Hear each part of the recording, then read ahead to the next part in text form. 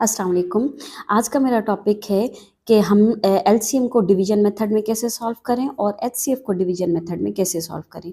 ये वीडियो मैं पहले भी बना चुकी हूँ, लेकिन मैं प्राइम फैक्टराइजेशन मेथड के साथ बना चुकी हूँ। आज हम सीखेंगे डिवीजन मेथड के साथ एलसीएम कैसे निकालें। ठीक है, चलो आए सीखते हैं।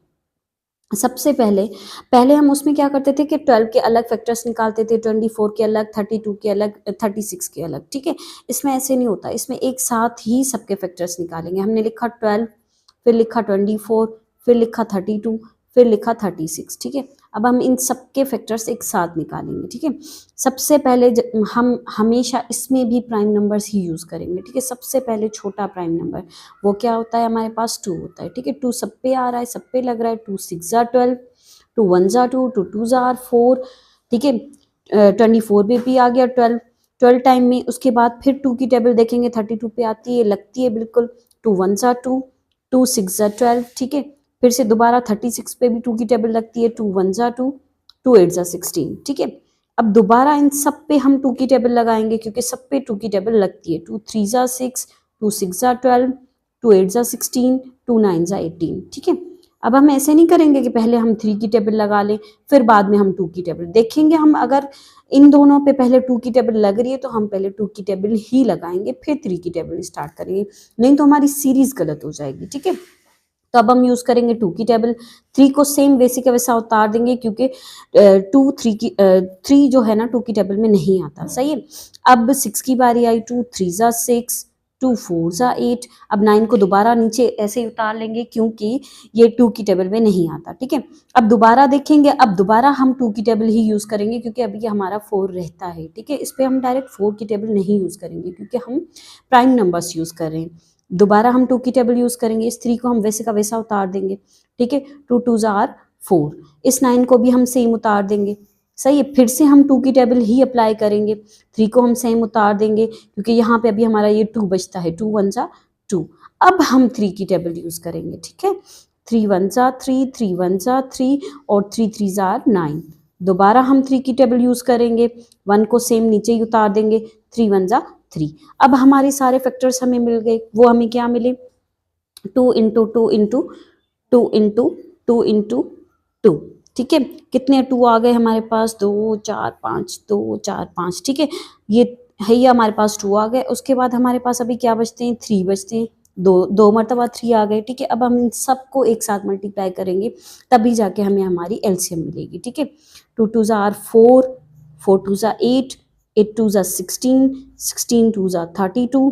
अब 32 को हम 3 के साथ मल्टीप्लाई करवाएंगे। 32 3 ज़ा 3 2 ज़ा 6, 3 3 ज़ा 9। हमें आंसर क्या मिला, 96। अब दोबारा 96 को हम 3 के साथ मल्टीप्लाई करवाएंगे। 3 6 ज़ा 18, 1 गया ऊपर। 3 9 ज़ा 27, 27 में हम 1 ऐड करेंगे तो हमें क्या मिलेगा, 28। तो हमें आंसर क्या मिल गया, 288। ठीक है, ये आ गई हमारी एलसीएम। ठीक है, बाय डिवीजन मेथड। ये जो सबसे इजी वे होता है, और हमारा मैट्रिक तक भी यही हमारा एलसीएम निकालने का वे होता है। ठीक है, उसके बाद अब बारी आती है एचसीएफ की। ठीक है, एचसीएफ बाय डिवीजन मेथड। आप बोलोगे मिस इनको भी इसी तरह निकालना है? नहीं, इनको हम ऐसे नहीं निकाल सकते। ठीक है, पहले हम इसको क्या करेंगे, इन दो नंबर्स को लेंगे, पहले हम इन दो नंबर्स को डिवाइड करवाएंगे। जो हमारा डिवीजन मेथड होता है ना, वो इस तरह नहीं होता एचसीएफ का। एचसीएफ का डिवीजन मेथड थोड़ा डिफरेंट होता है। ठीक है, अब हम क्या करेंगे, पहले या तो ये दो नंबर ले लो, या तो ये दो नंबर ले लो, या तो ये दो नंबर ले लो, कोई भी दो नंबर ले लो। ठीक है, अब हमें क्या करना है, इन दोनों को हम डिवाइड करवाएंगे।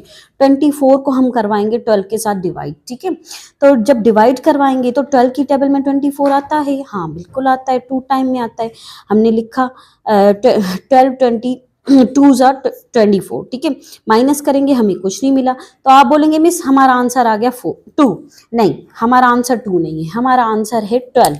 ठीक है, हमारा आंसर क्या है, 12 है। हमें ऐसे नहीं बोलेंगे कि ये हमारा आंसर है, ऐसे नहीं होता इसमें। ठीक है, अब ये हो गया हमारा एक हिस्सा जो हमने हल किया। अभी हमारे दो हिस्से और रहते हैं। ठीक है, अब हम इसको उठाएंगे और इसको हम डिवाइड करवाएंगे 32 को भी किसके साथ? 12 के साथ, जो हमें आंसर मिला उसके साथ। अब देखेंगे क्या 12 की टेबल में 32 आता है?